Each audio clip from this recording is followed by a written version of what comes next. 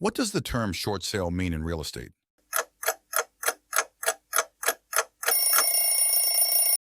A sale where the seller accepts an offer below the mortgage balance. What does the term REO stand for in real estate?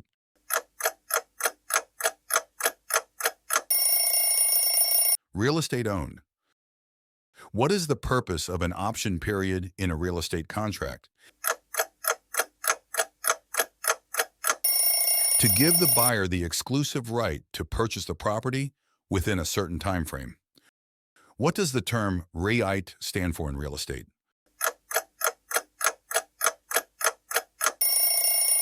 Real estate investment trust.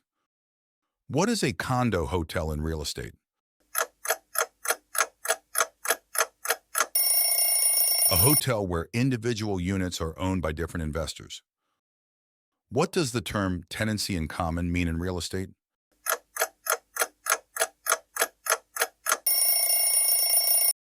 A form of property ownership where each owner has an undivided interest in the property.